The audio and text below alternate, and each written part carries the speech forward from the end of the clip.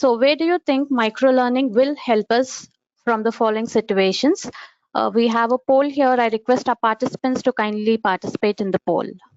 Yes. Can we have the poll? Yes.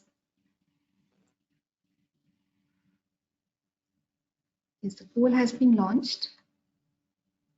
Participants are kindly requested to put in their responses.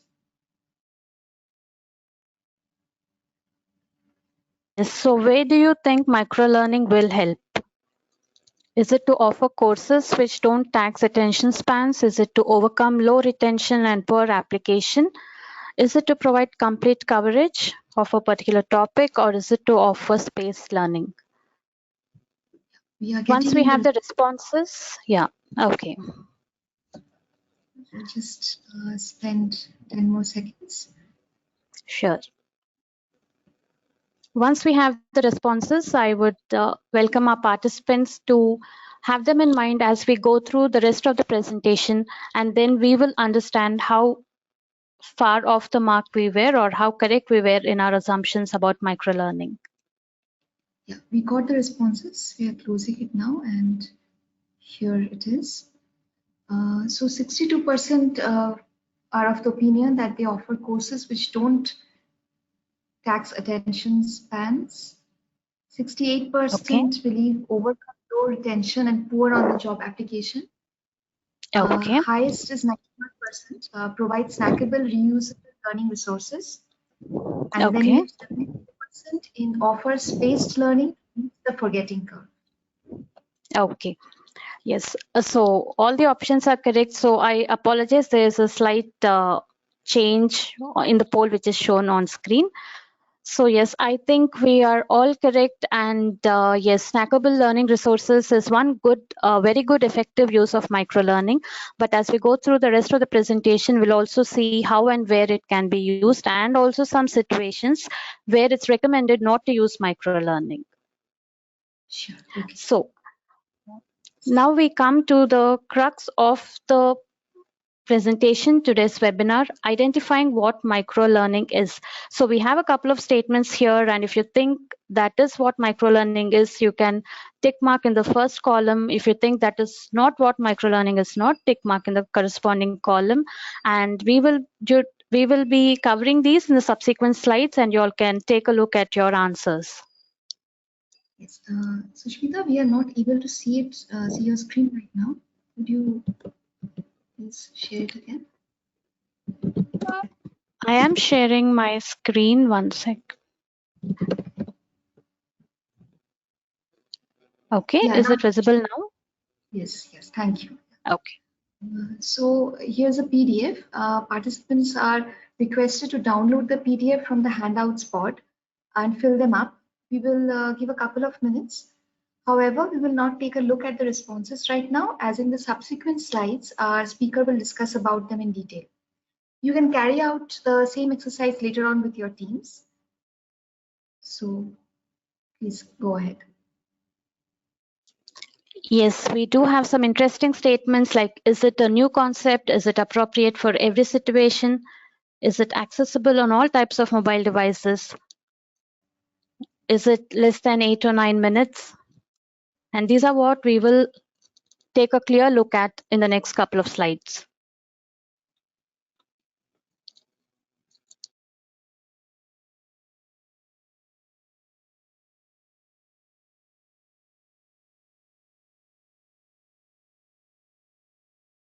So I think we will wait one more minute for our participants to fill in their responses.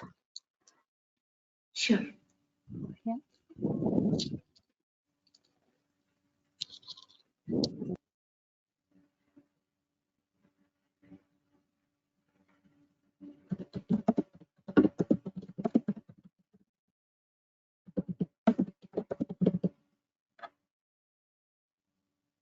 Yeah, hope, Dennis, you are able to see the screen now?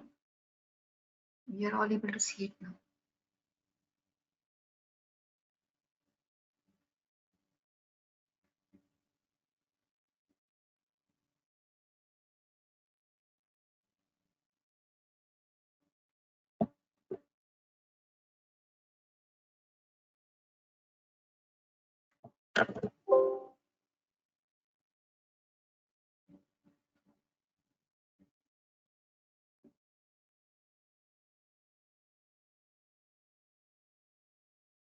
Okay, so I hope all of you have gone through the statements and made your choices.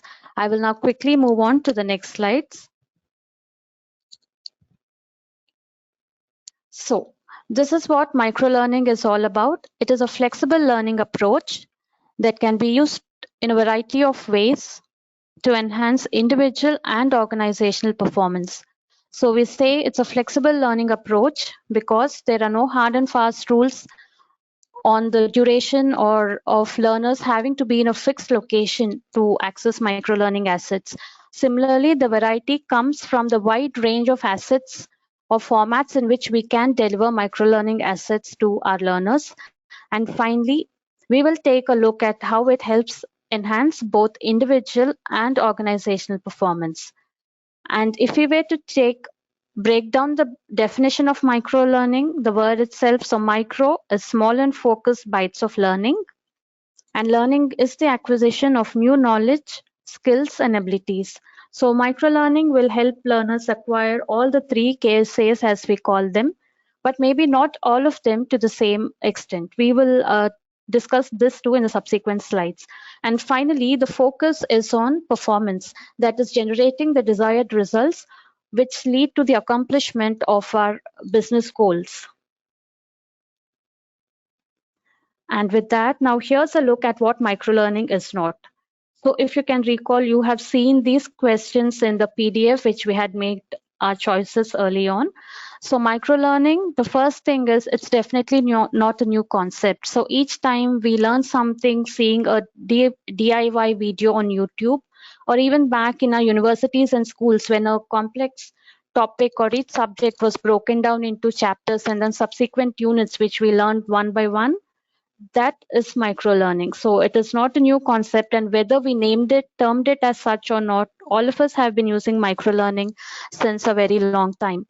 And again, it is not a fixed time period. So microlearning doesn't mean that it has to get over within 2 minutes, 5 minutes, 13 minutes. No, there's no fixed duration. The shorter is, of course, the better. But what should determine the duration is what we will be seeing next.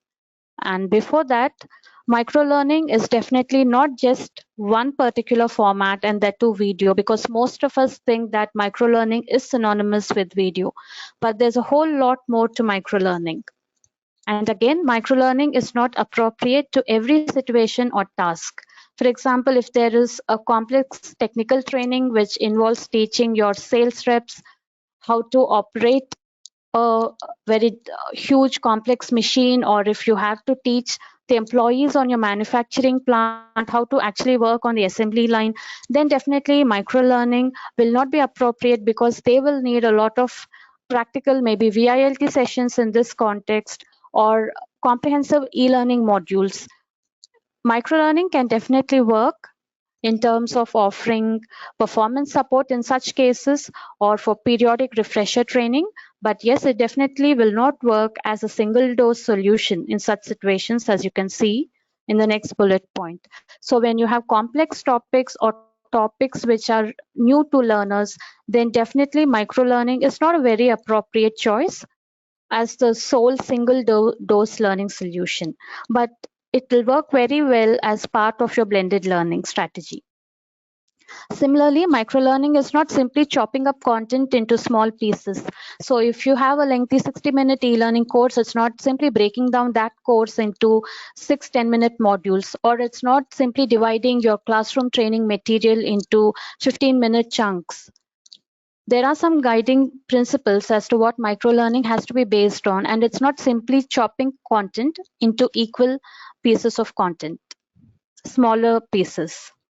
And again, definitely microlearning is not performance support, because as we will see going further, it works very well as both standalone training and at different parts of the learning journey, and definitely not only as performance support.